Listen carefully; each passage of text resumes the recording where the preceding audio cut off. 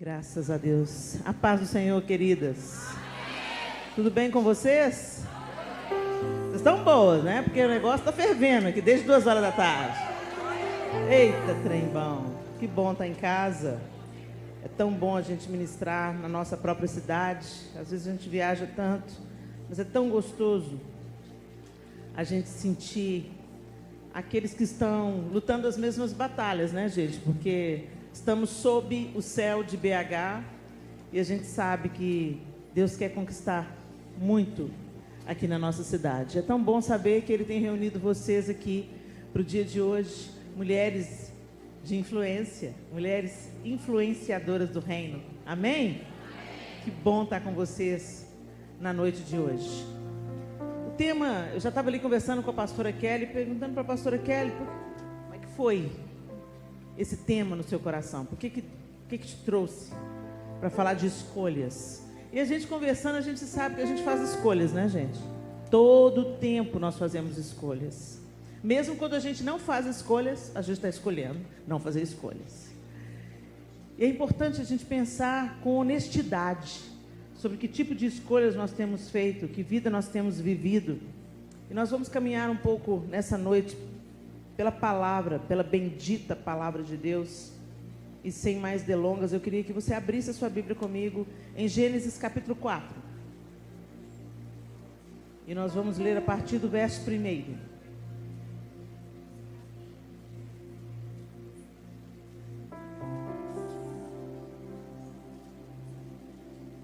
Eu vou usar a Nova Almeida atualizada, ok? A versão que eu estou usando, mas se você tiver com outra versão, é só ficar ligadinha comigo para você não perder nada.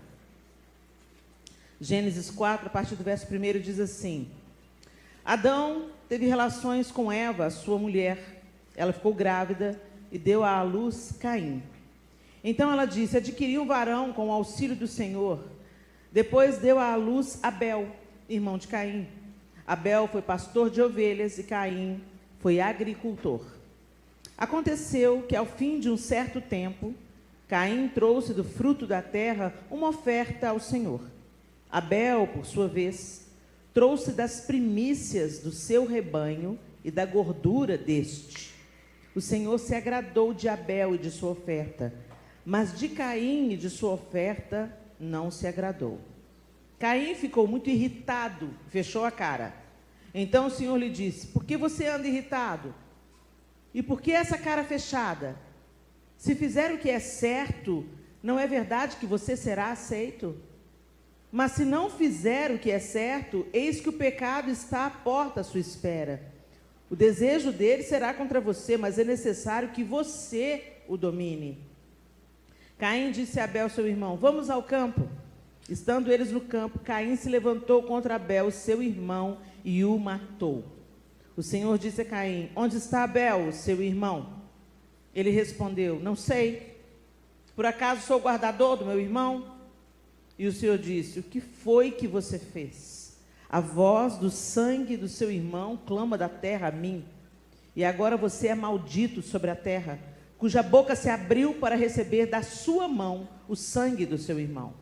Quando você cultivar o solo, ele não lhe dará a sua força. Você será fugitivo e errante pela terra. Então Caim disse ao Senhor: meu castigo é tão grande que não poderei suportá-lo. Eis que hoje me expulsas da face da terra, e da tua presença terei de me esconder. Serei fugitivo e errante pela terra. Quem se encontrar comigo me matará. O Senhor, porém, lhe disse: não. E se alguém matar Caim, será vingado 7 vezes. E o Senhor pôs um sinal em Caim, para que se alguém viesse a encontrá-lo, não o matasse. E Caim se retirou da presença do Senhor e habitou na terra de Nod, a leste do Éden. Senhor, essa é a tua palavra e nós te pedimos que o Senhor fale conosco nessa noite, o que está no teu coração, que a nossa mente esteja receptiva e aberta ao ensino do teu Espírito. Gera em nós, Senhor, um novo pensamento, uma nova maneira de pensar, e que essa nova maneira de pensar gere em nós novas escolhas, novas atitudes, que glorifiquem o teu nome, em nome de Jesus. Amém. Essa história é conhecida, mesmo daqueles que não creem na Bíblia, mesmo daqueles que não professam a fé cristã, Caim e Abel virou um clássico. E a gente sabe, e a gente crê que essa história é verdadeira. E o que me intriga nessa história é perceber claramente como Deus faz perguntas retóricas para Caim. Ele já sabia as respostas, mas ele queria ouvir da boca de Caim o que Caim tinha a dizer. E é impossível não imaginar o que teria mudado se, quando o Senhor perguntou para Caim por que ele estava irritado, por que essa cara fechada, né? Eu gosto dessa versão, que ela é bem próxima daquilo que a gente diria hoje, né? Por que você anda irritado, Caim? E por que essa cara fechada? Estava óbvio que ele estava com dor de cotovelo, que ele estava com inveja do irmão. Estava óbvio que ele tinha ficado insatisfeito, porque Deus aceitou a oferta de Abel, mas não aceitou a oferta dele. Não era mais fácil ele, que tinha comunhão plena com Deus, falar a verdade?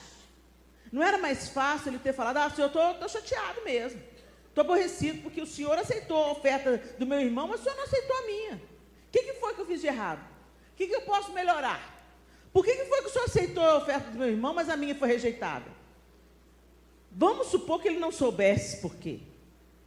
Que a gente tem descoberto cada dia mais que o óbvio nem sempre é óbvio, o óbvio precisa ser dito, né? E Deus faz uma pergunta, e quando Deus faz uma pergunta, Ele nos dá uma oportunidade de resposta. Quando Ele fez a pergunta para Caim, Ele estava estendendo para Caim uma oportunidade de fazer uma escolha diferente. De escolher abrir o coração e dizer: eu estou chateado mesmo, Senhor. Do Senhor eu não posso esconder nada mesmo, você já está sabendo, né? Então, eu estou chateado. Por que isso foi? Por que foi? Eu fico imaginando a conversa, como é que poderia ser. Eu estou chateado. Por que foi que o Senhor aceitou a oferta do meu irmão e não aceitou a minha? Talvez ele ouvisse a resposta. Pois é, Caim, deixa eu te falar. Olha, Abel trouxe das primícias. O coração de Abel está conectado a mim. Ele realmente me ama. Ele me entregou qualquer oferta. Ele pegou do melhor. Ele me entregou o melhor do gado. E às vezes as pessoas dizem: não, Deus aceitou a oferta de Abel, Helena, porque foi um prenúncio já do sacrifício de sangue e da gordura do sacrifício. Não, gente, porque um tinha uma possibilidade, o outro tinha outra possibilidade. E antes da queda, você vai perceber que a cadeia alimentar só foi instituída depois da queda. Antes era para a gente comer legume e fruta. Então, a agricultura era algo de Deus. Deus tinha dado como presente para Caim o cuidar e o produzir, cultivar a terra. Quando ele chama o homem e a mulher, ele entrega para eles o jardim e manda eles o quê? Cultivar o jardim, cuidar do jardim. No nosso contexto aqui ocidental, o jardim, gente, é só flor, né? Mas quando você vai para Israel, por exemplo, é muito claro para eles, jardim para eles é um pomar. Jardim das Oliveiras. O que tem no Jardim das Oliveiras? Flor? Não, um tanto de pé de oliveira. Então, o jardim, na perspectiva do Éden, não eram apenas flores, mas também frutos. Tanto é que a árvore do fruto do conhecimento do bem e do mal estava no jardim. Não é isso? Ele fala de todos os frutos do jardim. Então, o trabalho existe antes da queda. Algumas pessoas falam assim: não, o trabalho, né? A gente tem que trabalhar para dar queda. Não. O suor do rosto, a fadiga do trabalho vem depois da queda. Mas o trabalho já está instituído por Deus antes da queda. Cultivem o jardim. E aqui a gente vê que não é por causa disso que Deus rejeita a oferta de Abel, a oferta de Caim, mas porque Abel trouxe o melhor que ele tinha, o melhor que ele produziu, as primícias, e ofereceu a Deus. E quando vai descrever a oferta de Caim, fala só que ele trouxe uma oferta, qualquer oferta. E isso mostra quem é que estava interessado em agradar a Deus, em servir a Deus com tudo que tinha, e o outro que estava querendo simplesmente impressionar ou fazer uma média. Você sabe quando alguém te dá um presente para fazer uma média, e você sabe quando alguém te dá um presente que foi pensado. Tem gente que até ora para te dar o presente. Oh Deus, eu quero dar um presente profético. Não é assim? Eu já recebi cada presente tão cheio de significado, não é? Então você vê a diferença. Tem pessoas que às vezes tecem alguma coisa, fazem o presente com as próprias mãos, tecem uma blusa, aquilo tem trabalho, aquilo tem investimento de tempo. Não é só sobre comprar algo caro. É comprar alguma coisa que demonstre o seu afeto. Você vê que no presente a pessoa pensou naquilo que ela ia te dar. E é isso que acontece aqui. Mas Caim não faz a pergunta, não responde para Deus. Ele continua de bico. E como ele não responde, Deus continua. Se fizer o que é certo, não é verdade que você será aceito? Escolhe o que é certo. Escolhe o que é certo. Mas se não fizer o que é certo, eis que o pecado está à porta à sua espera. Gente, Deus já dá todo o spoiler para ele do que estava para acontecer. Ele não espera nem a resposta, Caim não dá a resposta. E Deus continua falando para ele, dando para ele elementos para que ele possa fazer uma boa escolha. E ele faz? Não, não faz. Continua de tromba. Conhece alguém assim? Que ao invés de se arrepender, pôr o pé para trás e falar assim, Senhor, pisei na bola. Não. Começa a argumentar com Deus, mas o fulano também, mas o ciclano também, mas o Senhor tem que pesar a mão, mas olha para ele. Gente, quando Deus muda o seu coração, a situação já começa a mudar. Mas a gente está sempre transferindo responsabilidade. A gente não quer, gente, ninguém gosta de ser corrigido, verdade ou errado? Ninguém gosta de ser confrontado, ninguém gosta de ser corrigido. A palavra de Deus diz que a correção na hora produz incômodo, tristeza. A palavra diz, a Bíblia diz a palavra tristeza, produz tristeza. Ninguém sai alegre, fui corrigido. Na hora dói, o confronto dói. Tem uma música da Ludmilla que eu gosto muito que fala: na hora o confronto dói, mas cura. Aceite a correção, aceite o amor, aceite o perdão, aceite a graça, receba a correção, receba o amor, receba o perdão, receba a cura.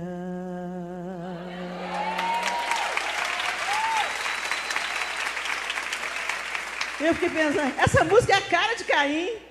Se a Ludmilla estivesse lá no jardim para cantar para Caim, por amor. Na hora o confronto dói. Mas do jeito que ele estava com o coração peludo, no mínimo ele ia dar a cotovelada. Sai pra lá, Ludmilla, febre. Não quero te ouvir também, não. Quando tem um insensato, ele não quer saber de se arrepender. E o arrependimento é a primeira boa escolha que a gente faz na vida. É a primeira boa escolha. E arrependimento, gente, não é lágrima de crocodilo, não. Arrependimento não é remorso. Arrependimento é uma mudança de atitude, uma mudança de direção. Quando você se arrepende realmente de alguma coisa, você não fica mais flertando com aquilo, não. Mesmo que você sinta atração e desejo por aquilo, você se afasta daquilo, porque sabe que aquilo é morte. E aí, Caim estava aqui com todas as possibilidades, o Deus, Criador de todas as coisas, que tinha dado a ele o dom de cultivar a terra, de produzir sementes e frutos. Fala para ele, olha aqui, Caim, por que você está de bico? Eu fico imaginando, sabe quando você está falando com uma criança birrenta? Eu fico imaginando a mesma cena. Caim continuou com o semblante fechado, e Deus falando com ele, e Deus viu que o coração dele estava duro, e já dá o spoiler do que estava para acontecer. Escuta, cabe a você dominar o pecado que está à porta, cabe a você. Tantas coisas a gente transfere a responsabilidade para Deus, né, gente? Mas a decisão tem que ser nossa, a escolha é nossa. Oh Deus, tira a pornografia da minha vida, Deus. Tira o computador do quarto. Põe os bloqueadores. Chama a casa toda para te socorrer. A gente não luta, tem batalha, gente, que a gente não luta sozinho, não. A gente precisa de ajuda. Precisa de suporte. E isso envolve uma decisão. Ah, Senhor, tira esse namoro da minha vida. Mas sai de um congresso e vai para um motel, um namorado. A escolha é sua, minha linda. A escolha é sua de viver o que Deus tem para você. Deus não vai tirar o desejo de você, não. O desejo que Ele colocou em você é para o bem. E cabe a você dominá-lo. É isso que Deus está falando para Caim. Cabe a você dominá-lo. Eu te dei uma natureza, Caim. E eu estou te dando uma oportunidade de chegar para mim e rasgar o seu coração. Já sabe, gente, a oração, ela é um relacionamento com Deus. A gente pensa que a gente ora quando está atribulado. Não, a gente ora na vida, porque você conversa com quem você tem relacionamento. Se você não ora, deixa eu te falar, você tá na religião, querido. Você não está no relacionamento com Deus, não. Você não é crente, não. Você é religioso.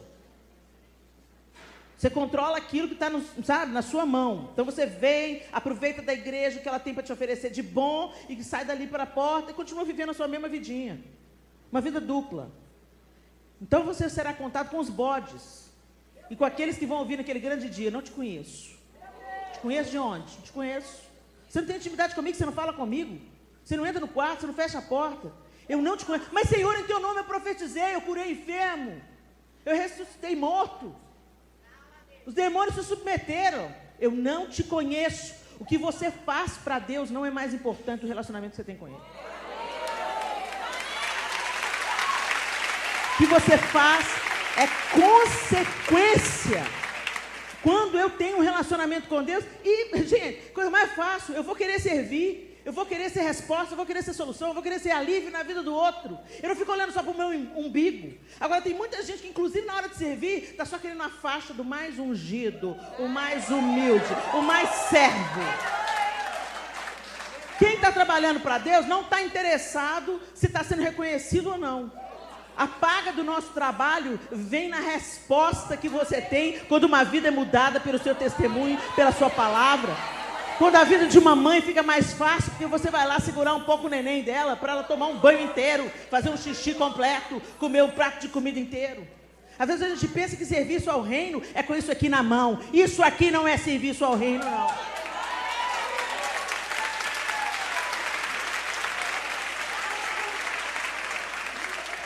Esse aqui é apenas o menor dos serviços ao reino. Serviço ao reino está se dando agora dentro dos hospitais. No lugar que ninguém quer ir. Ninguém quer ir no hospital. Todo mundo quer ir na balada e no congresso. Ninguém quer ir no hospital. Verdade ou mentira? Pois é, mas Deus está olhando o nosso trabalho que ninguém vê. Quando eu saí do diante do trono, há 12 anos atrás, já tem 12 anos que eu saí do DT, Jesus. Eu não sou velha, eu sou vintage.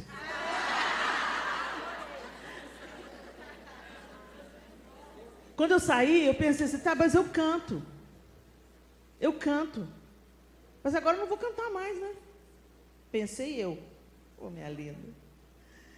Pensei eu que eu não ia cantar mais. Aí a minha vizinha, umas 2 semanas depois que eu saí do DT, chegou para mim e disse, Helena, vamos ali fazer uma visita comigo? Eu? É, você. Tem uma irmã que pregava o evangelho aqui, no bairro inteiro, ela evangelizou o bairro inteiro. E agora ela está desenganada pelos médicos, está batalhando com uma doença terminal. E a filha dela me ligou, falou que hoje ela não quis comer, que ela está meio tristinha, mas vamos lá comigo? E eu pensei assim, o que eu vou fazer? O que eu vou falar? Não conheço a dona. Sabe como, gente? É a Vera que está me chamando, não foi a dona que me chamou. Ai, meu Deus, será que a dona sabe? Ela não vai ficar chateada? 1000 coisas passaram pela minha cabeça. E eu fui. Chegou lá, a filha da senhora veio nos receber e falou, senhora, vocês são bem-vindas e tudo. Como é que está a sua mãe? Eu disse, mamãe hoje está meio tristinha, não quis comer nada até agora, está muito quieta. A Vera falou assim, será que ela recebe a gente? A gente só quer fazer uma oração. E ela falou assim, eu vou ver com ela. Fui lá dentro, daqui a pouco voltou, pode entrar. E eu pensando assim, meu Deus do céu, a dona já não está bem, o que eu vim fazer aqui? Aí beleza, eu estou lá, eu estou acompanhando a Vera indo, eu ia na cola da Vera. Aí a Vera entrou no quarto, a dona, gente, aquela senhora, ela estava esquelética, assim, muito magrinha, muito debilitada, com um aspecto assim, exausto. E ela estava deitada na cama assim. E a Vera olhou para ela e falou assim: oi, minha linda, como é que você está? Como você está bem? Palavra de encorajamento. E a senhora só olhou para a Vera assim, disse: olha, essa aqui é Helena, é minha vizinha, nós viemos aqui para orar por você. E aí o Senhor falou comigo assim: canta para ela. E eu não. Vai dar não. Imagina, eu chego aqui, a intrusa, e já vou cantando para a outra. A outra deve estar tão... A gente arruma pretextos mentais, né? Gente, o Espírito Santo nunca vai mandar fazer alguma coisa que é fácil para você. Quando você vê uma coisa meio absurda, mas que vai cooperar para o bem, e você fica assim travada sua autopreservação, o que vão pensar de mim. Pois é, o Espírito Santo está mandando você fazer, entendeu? Não interessa o que vão pensar de você, interessa o que Deus vai pensar sobre você.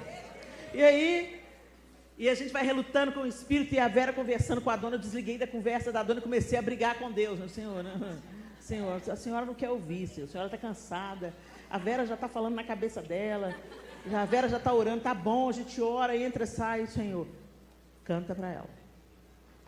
Aí eu virei para a senhora, a Vera acabou de orar, nós oramos e tudo, e eu falei o nome dela: senhora, eu posso cantar uma música? Ela olhou para mim e assentiu com a cabeça. Aí eu comecei a cantar, porque Deus já tinha me dito qual música, né?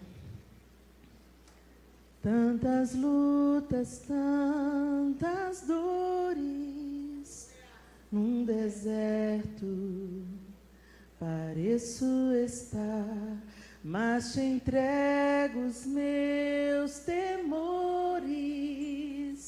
Sei que em ti, Senhor, posso confiar.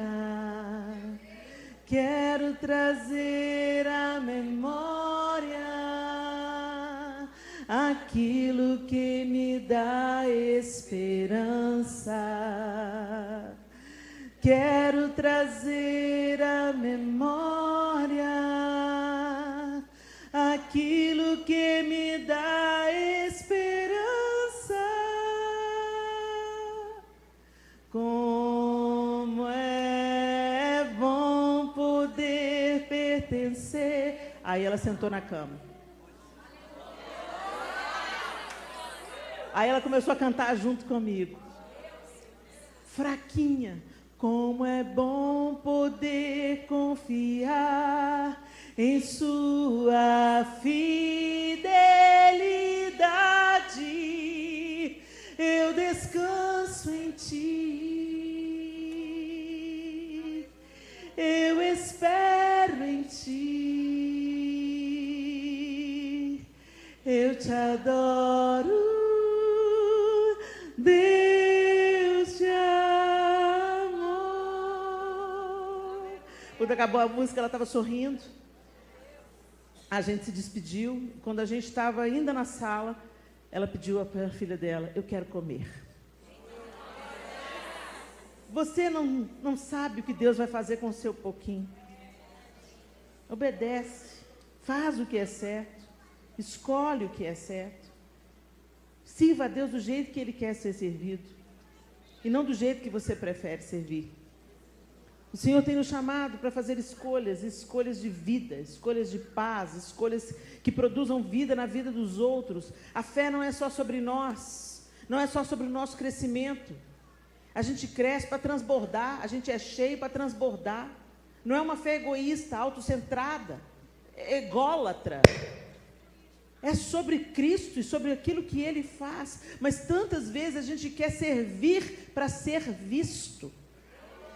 E muitas vezes eu já estive nesse lugar. Quantas vezes eu estava servindo, mas na verdade eu queria os olhos das pessoas sobre mim.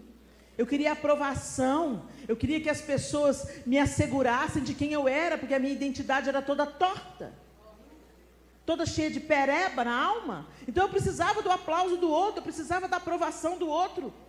E quando uma mulher de Deus, que eu nunca vi a face dela, me ligou de Londres para me entregar uma palavra profética sobre o chamado que Deus tinha para mim, ela falou assim: você não é chamada para uma palavra fácil, O seu chamado é o chamado de Ezequiel.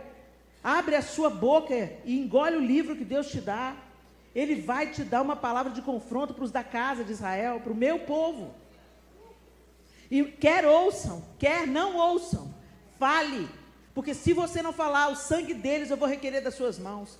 E ela leu o texto de Ezequiel comigo e falou comigo assim: Helena, você vai ser rejeitada por muitos dos seus amigos. E eu falei: Senhor, o senhor errou de endereço. O senhor errou de endereço, Senhor. Esse chamado não é para mim, o meu chamado é para ser amada. Só que dentro do chamado de Ezequiel, fala assim: eu vou fazer a sua fronte mais dura que o diamante contra a fronte deles. E eu pensei: significa confronto? Eu vou brigar com eles, com os meus amigos, com quem eu amo? Não, você vai aguentar a crítica. Você vai aguentar a rejeição. Você vai aguentar não ser famosa. Você vai aguentar. Quando as pessoas disserem: essa palavra é muito ruim, você tem uma palavra muito pesada, você tem uma boca muito dura, eu quero uma palavrinha de conforto. Querida, pode não me amar à vontade, você pode me odiar, mas você nunca vai poder falar que Deus não te avisou.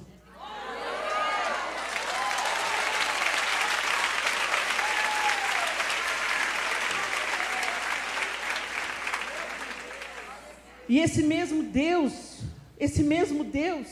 que chama Caim para o confronto, que fala com Caim que ele deveria submeter o pecado, resistir ao pecado, o mesmo Deus é o Deus. Agora vai comigo lá para Deuteronômio, capítulo 30.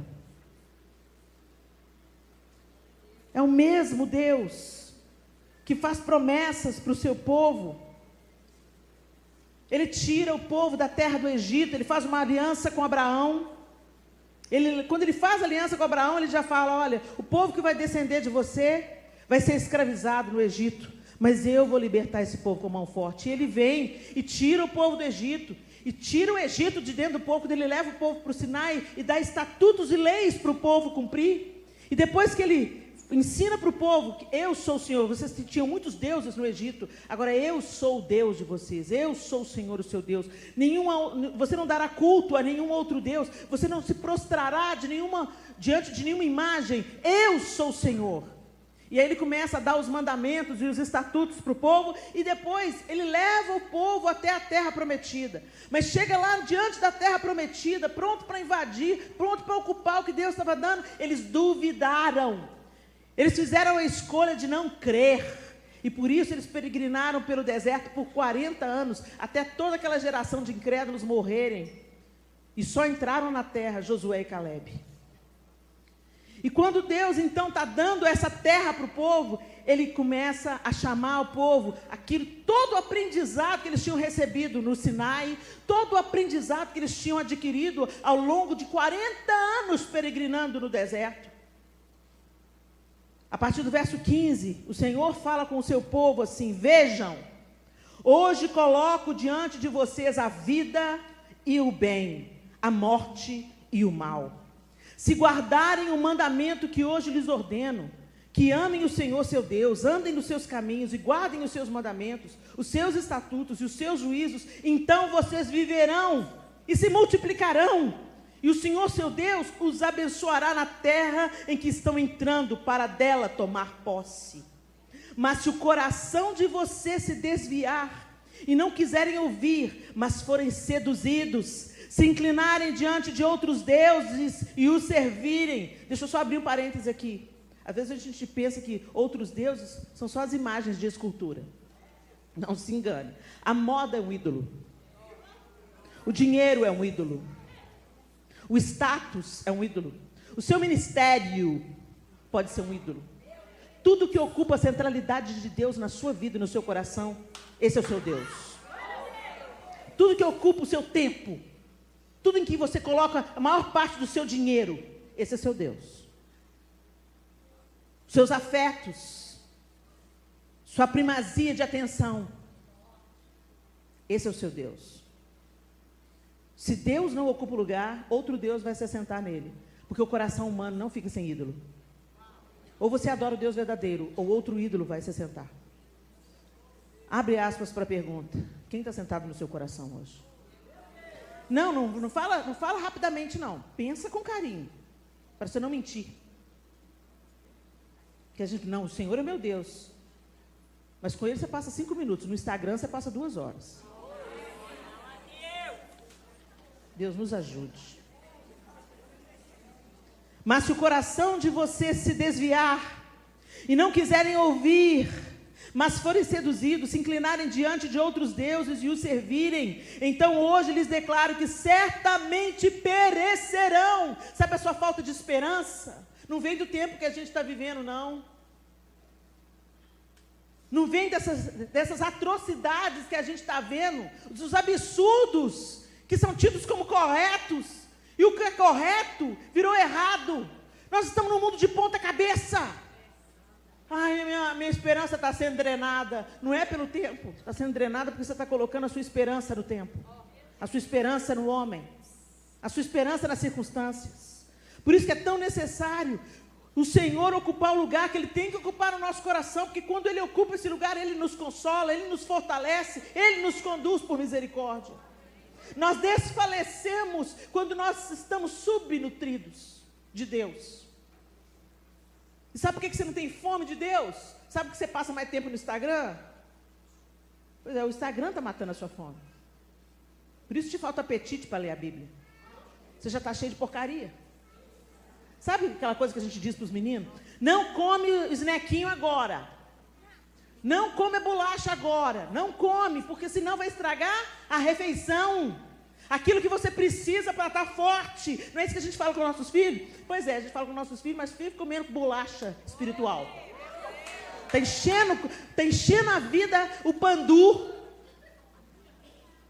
Com entretenimento, com os blogs de moda. Gente, estou dizendo que esse pecado ama moda. Eu gosto de moda. Mas ela tem que ocupar o lugar que ela tem que ocupar. A roupa que eu visto não diz quem eu sou. Ela pode comunicar algo. Ela pode comunicar algo poderoso. Mas tem mulheres que se vestem de chinelo de dedo. E eu não sou digna de carregar os chinelos delas.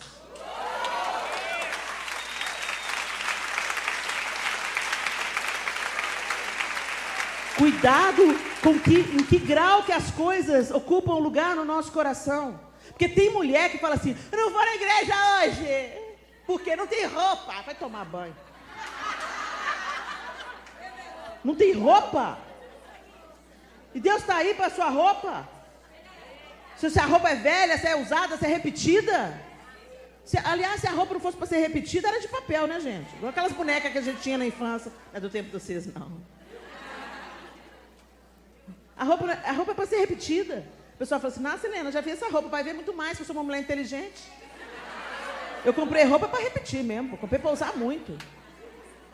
Mas tem mulher, gente, eu já vi mulher saindo de uma festa. Estava tendo uma comunhão, uma confraternização, um banquete estava posto à mesa, a gente estava falando sobre o Senhor, e ela foi embora porque o marido dela não falou que era para ir todo mundo arrumadinho, ela foi de calça jeans, estava linda, muito bem arrumada, mas estava de calça jeans. Ela tem que ir embora, fulano não me disse que não podia, que era social. Eu estou aqui de calça jeans. Ah, minha filha, senta aí, debaixo da mesa não está nem aparecendo nada não, fica quieta aí. Não, foi embora. Gente, eu sei do que eu estou falando. Fecha aspas.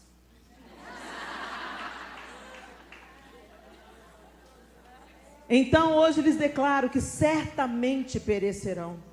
Você não entende de onde vem a sua força drenada, né? É daí. Não permanecerão muito tempo na terra, na qual, passando o Jordão, vocês vão entrar para dela tomar posse. Ou seja, Deus está falando com o povo, eu estou entregando para vocês algo lindo, mas vai depender de vocês a manutenção desse lugar, permanecer nesse lugar. Quando você aceitou Jesus, você entrou na terra, você recebeu algo lindo, mas a sua atitude, a sua decisão, a sua escolha vai dizer o quanto você vai permanecer neste lugar.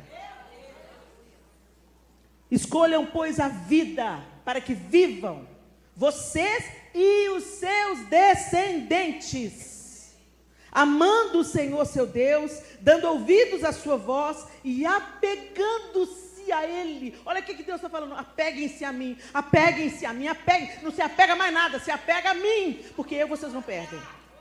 Agora, se vocês não se apegarem a mim, vocês morrerão, vocês perderão tudo. apegando-se a Ele, pois disto depende a vida e a longevidade de vocês. Olha isso aqui que Deus está falando para o povo dele.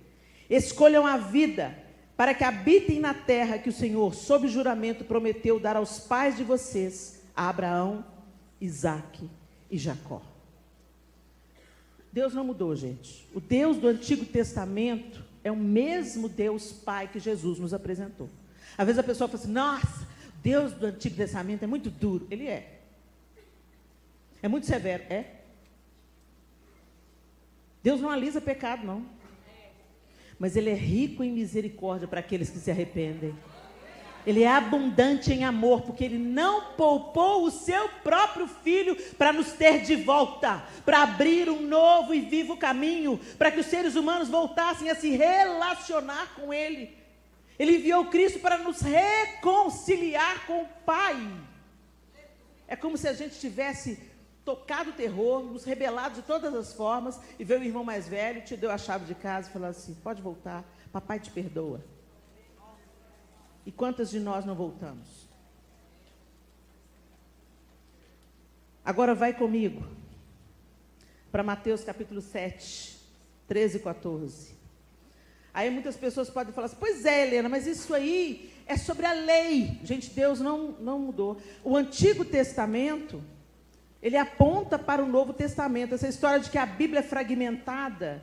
O Antigo Testamento não vale mais. Isso é conversa de gente que não quer confronto, que não quer saber de Deus Pai e seu caráter corretivo e justo, mas também um caráter amoroso que proveu redenção para todos nós. O Antigo Testamento anuncia o Messias, anuncia a salvação. E da mesma forma que Jesus não veio, o próprio Jesus fala assim, gente, eu não vim descumprir a lei não, eu vim cumprir a lei. A lei era a forma imperfeita através da qual nós podíamos nos relacionar com Deus. E Jesus, cumprindo toda a lei, agora Ele é a forma e a porta perfeita através da qual nós nos relacionamos com Deus. O fato é que nós não somos salvos por aquilo que fazemos ou não fazemos, mas somos salvos para fazermos. A Bíblia diz que nós não somos salvos pelas obras, mas somos salvos para as boas obras. Ou seja, um caráter que se encontrou com Cristo vai obedecer ao Senhor e seus estatutos. É uma consequência natural, é uma evidência que a salvação entrou. Não por mérito, mas produzindo em nós mudança e vida transbordante através da obediência ao Senhor. E isso fica muito claro aqui em Mateus capítulo 7, versos 13 e 14. Jesus que está falando. Entrem pela porta estreita, porque larga é a porta e espaçoso é o caminho que conduz para a perdição, e são muitos os que entram por ela. Estreita é a porta e apertado é o caminho que conduz para a vida, e são poucos os que o encontram. O que Jesus está falando aqui? Faça uma escolha. Tem duas portas. Uma é larga e fácil de você encontrá-la. É só tirar a mão do freio. É só fazer o que te dá vontade. Viva a vida doidada. Não é à toa que essa palavra doidada, né? Mas Jesus está falando, tem outra porta. Aqui conduz a vida. E ela é apertada. Você já entrou por um corredor apertado? Você tem que ir se equilibrando, né? Você vai passar assim ou você vai passar assim? Você tem que ir dimensionando. E você vai devagar, e você vai prestando atenção. A porta larga não. A porta larga você entra correndo, de costa, de lado, de qualquer jeito. O que Jesus está dizendo é que você não tem que fazer esforço nenhum para pecar. Esforço nenhum para voltar à sua velha natureza. É só se entregar a si mesmo e ser governado pelo seu coração. Sabe aquela história? Faz o que fala o seu coração. Faço não. Porque a Bíblia diz assim que o nosso coração é enganoso e desesperadamente corrupto. Todo mundo tem um preço. Cuidado. Mas Jesus fala assim, Apertado é o caminho que conduz à vida. Ele também diz assim: quem quiser vir após mim, negue-se a si mesmo, tome a sua cruz e siga-me. É nesse aspecto que ainda há um preço a pagar. O preço da nossa salvação já foi pago. Ele foi pago. Pela misericórdia, bondade, graça inexplicável, imensurável. Jesus provou o seu amor. Eu amo essa música. Vocês conhecem essa música antiga também, que agora a Raquel Novaes regravou? Jesus provou o seu amor por mim. No Calvário isso aconteceu. A sua vida entregou na cruz, a fim desse amor revelar. Ele quer que eu siga cada dia. Diga para sua irmã: cada dia. Cada dia é uma escolha. Não me deixa só, mas diz: estou contigo, venha o que vier, não te deixarei, não te deixarei, filho meu. O Senhor está com você todos os dias, até a consumação do século. Ele não te deixa, Ele não te desampara. Às vezes a gente fala: Deus, você está me ouvindo? Ele está. Às vezes não está dando a resposta que você quer. Isso está previsto, tá, gente? Está previsto na nossa confiança. Deus ainda não respondeu todas as minhas orações. Tem coisas que eu estou buscando de Deus tem anos. E ainda não aconteceu. E aí? Deus está atrasado? Não. Deus é surdo? Não. Ele me ama? Ama. Está comigo todos os dias da minha vida? Está. Então por que Ele não faz o que você quer? Eu não sei, mas eu sei que Ele sabe o que é melhor para mim. Eu sei que enquanto eu espero, Ele trabalha. Eu sei que enquanto eu espero a resposta dEle, Ele está usando a minha vida para abençoar outras pessoas. Eu sei que a minha espera vai ajudar outras esperas. O Senhor é todo poderoso, Ele não erra, confia. Confia. Ah, se Caim tivesse confiado. Se Caim tivesse rasgado o coração. Gente, a única vez que você vê o Senhor sem paciência nenhuma, o Senhor Jesus sem paciência nenhuma, é com hipócrita. Com gente que parece, mas não é. Os fariseus, os caras, até o jeito que eles eram vestidos, anunciava quem eles eram. Os espirituais. Você pensa que as pessoas são espirituais pelo visual delas? Lê de engano. Você pensa que quem chega, dobra o joelho assim na frente de todo mundo, é espiritual? Pode até ser. Pode até ser. Não estou dentro do coração dela, não sei. Mas como nós gostamos de um ato externo de santidade. Como a gente se gaba da saia comprida. Como a gente se gaba das manifestações externas. Eu venho em todos os cultos. Eu já li a Bíblia toda 7 vezes. A gente gosta de contar nossas vantagens espirituais, né? Espirituais. Os fariseus eram a mesma coisa. Os caras eram os examinadores da lei. Eles eram bons, gente. Eles eram bons em cumprir a lei. Cumpria tudo ali, ó. Ipsis litris. E de vez em quando acrescentava alguma coisa para ficar mais santo ainda. E Jesus chamou eles de sepulcro caiado. Vocês são bonitinhos por fora, mas por dentro vocês estão tudo podre. Essa prática do sepulcro caiado é o seguinte: chegava a época de determinadas festas, os fariseus mandavam passar cal nos sepulcros para parecer que eles eram melhorzinhos, sabe? Para a imundície não ficar tão evidente. E a gente gosta dessa reforma que a gente mesmo faz. Não gosta? A gente se sente... Eu me lembro, gente, quando tinha um pastor na minha igreja, a primeira igreja, antes de ser Lagoinha, eu me converti na igreja Peniel, e o pastor, pai do nosso pastor sênior, ele gostava muito das mulheres de saia. Não era uma igreja de usos e costumes, mas ele era um cara assim, que falava que a mulher de saia ficava mais bonita.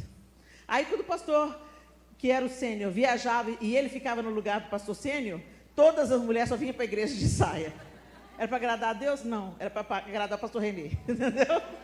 E como a gente faz isso? Coisas para a gente parecer mais santa para os outros. E os fariseus eram esses caras, mas Jesus não tinha paciência nenhuma com eles. João Batista chamava de raça de víboras, sepulcro caiado e por aí vai. Atos externos de santidade. O fato é que quando Jesus entra e vai reformando tudo dentro, é impossível isso não vir para fora também. Mas, inclusive, você não se sente melhor do que ninguém por causa disso.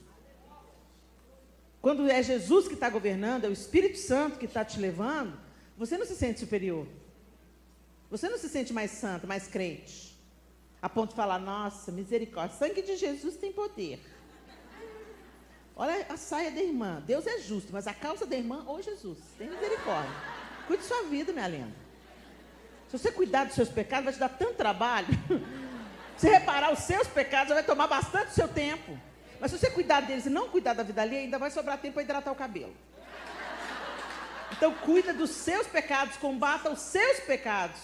E por aqueles irmãos que você ama e vê que não está andando no bom caminho, ore por eles. Gasta um tempo de oração, ao invés de destilar o seu veneno para a sua outra irmã, falando assim, você viu a roupa da fulana? É isso aí que Jesus chamou de sepulcro caiado. O Senhor está mais interessado no nosso coração. Porque é do coração que procedem as fontes da vida. Então, um coração transformado, transforma a roupa. Transforma a palavra. Transforma tudo. Um coração não transformado pode ser camuflado por uma roupa certinha. Mas na hora certa, o que está dentro pula para fora. Alguém te fechou no trânsito, pá! Pulou para fora. Um filho te irritou, pá! Foi para fora. O marido fez alguma coisa que você não gostou, pá! Veio para fora. A mulher semi-endemoniada. Gente, quem a gente é em casa é quem a gente é de verdade. Se você for crente para o seu marido e para os seus filhos, você é crente para todo mundo. Nosso alvo, ser crente dentro de casa. Ser cheio do Espírito dentro de casa. Decida. Faça a sua escolha. Eu quero te dizer, você não consegue no seu esforço. No esforço da gente, a gente tenta e fraqueja, tenta e fraqueja, tenta e fraqueja, tenta e fraqueja, tenta e fraqueja. A gente consegue 2 meses de sucesso, daqui a pouco, ops! Mas você já viu um pé de manga fazendo força para dar manga? Você já passou perto de um pé de manga?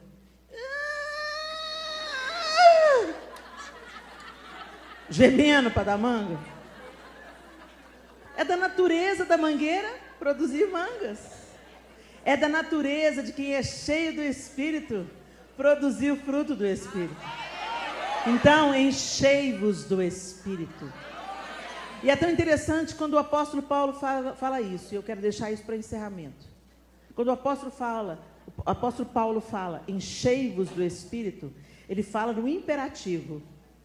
Enchei-vos, é uma ordem, é urgente. E depois vem no gerúndio. Os professores de português, me corrijam se eu estiver errado. E o que vem no gerúndio, vem explicando como. Enchei-vos do Espírito, como? Falando entre vós, com salmos, hinos e cânticos espirituais. Você já notou que às vezes você está down, assim para baixo, e você começa a compartilhar a bênção? Você começa a contar o que Deus fez na sua vida? E aí a outra vem, conta um testemunho, e a outra vem, o que Deus fez por mim? Aí daqui a pouco você está pegando fogo. Já viu isso? Está cheio do Espírito. As nossas conversas determinam se nós vamos ser cheios do Espírito ou cheios de lixo. Falando entre vós, com salmos, cânticos e hinos espirituais, cantando, está tudo no gerúndio, cantando e salmodiando a Deus no vosso coração, dando por tudo sempre graças a Deus em nome de nosso Senhor Jesus Cristo, sujeitando-vos uns aos outros no temor do Senhor. É assim que a gente é cheio do Espírito Santo.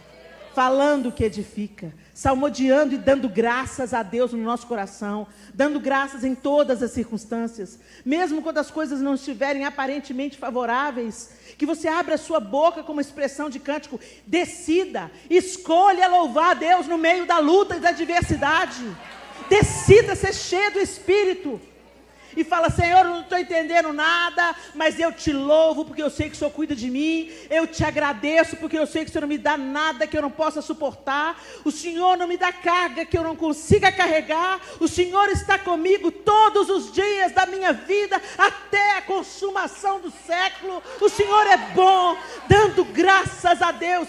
Gente, é instantâneo, quando você começa a louvar a Deus no meio da adversidade, você é cheia do Espírito. Então decida ser cheio do Espírito. Escolhe a vida e não a morte.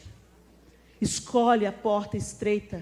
É isso que parece ser estreito, porque vem contra a nossa natureza carnal. Eu vou dar graças a Deus no meio de uma luta. Eu vou dar glória a Deus devendo o que eu estou devendo. Eu vou dar glória a Deus porque cortaram minha luz. Eu vou dar glória a Deus porque o meu filho ainda não voltou para os caminhos do Senhor. Então louve, simplesmente louve. Tá chorando, louve. Precisando, louve. Tá sofrendo, louve. Não importa, louve.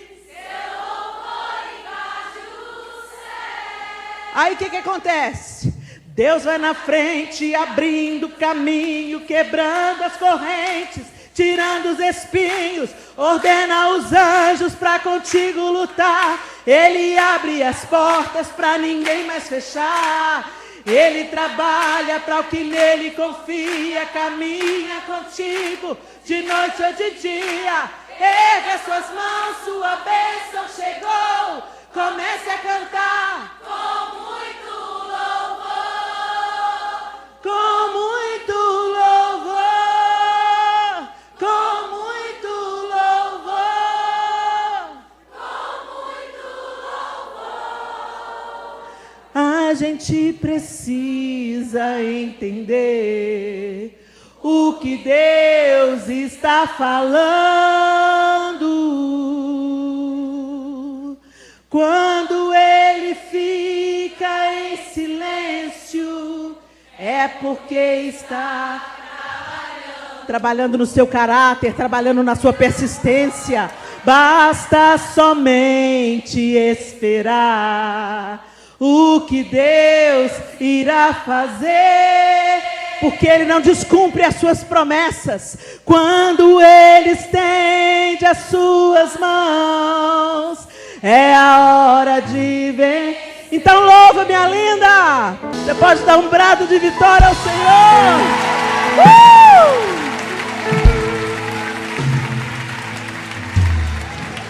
Escolhe a vida, minha linda. Tome as decisões que você precisa tomar para que você viva. Desconecte aquilo que você precisa desconectar. Quando Jesus foi ressuscitar Lázaro, Ele pediu que alguém tirasse a pedra. Tem atitudes que cabem a você. Tem aquelas coisas que você tem que se desfazer delas. Tem aqueles relacionamentos que tem que ser terminados.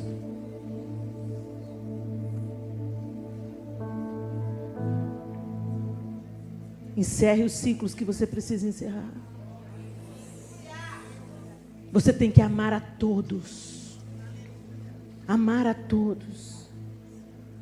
Mas andar com quem te leva para mais perto de Deus. É você que influencia. É você que é uma influência de vida. Você não anda com aquelas pessoas que estão te arrastando para as trevas. Você é que puxa elas para a luz. Esteja presente na medida para Deus te usar, para trazê-las para a luz. Mas cuidado com aqueles relacionamentos, aquelas amizades que te empoderam para o mal. Interrompa as conversas fiadas. Tem muita coisa que a gente não flui na vida da gente por causa das palavras da nossa boca. Nós comeremos do fruto das nossas palavras. Escolhe a vida e não a morte. Escolhe adorar somente ao Senhor e não a outros deuses. Escolhe honrar a sua aliança, mesmo quando a outra parte está capenga. Se você se posicionar no seu casamento, é 50%. Já é metade de chance. Não desiste da sua aliança diante de Deus. Clame, ore, busque. Escolha. Escolha a vida, ao invés da morte. Não seja como Caim, quando Deus te fizer perguntas difíceis. Não fuja dos olhos de Deus, Ele sempre tem amor para te dar. Ele corrige o filho a quem Ele ama. Chegai-vos a Deus e Ele se chegará a vós outros. Escolha a presença, escolhe a porta estreita. Parece que é contra a sua natureza,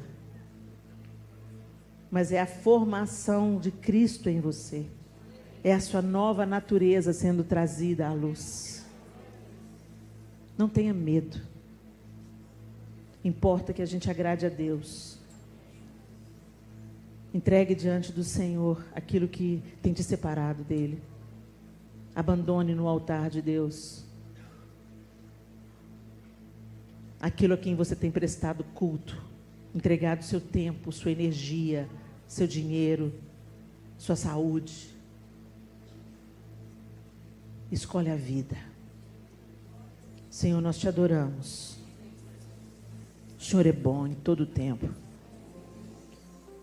E nós podemos confiar plenamente em Ti.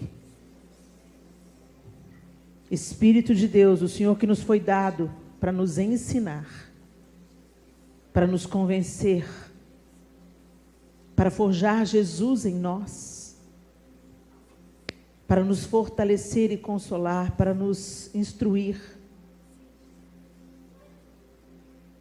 O Senhor que nos foi dado, ensina-nos a fazer as escolhas do céu, a organizar as nossas prioridades, a sacrificar o que a gente precisa sacrificar, a abandonar o que a gente precisa abandonar e a abraçar aquilo que precisamos abraçar. Nos ajuda a permanecermos firmes e passarmos pelo apertado caminho que conduz à vida. É a vida que nós queremos e não a morte. Ajuda-nos, Espírito de Deus, em nome de Jesus. Deus abençoe vocês.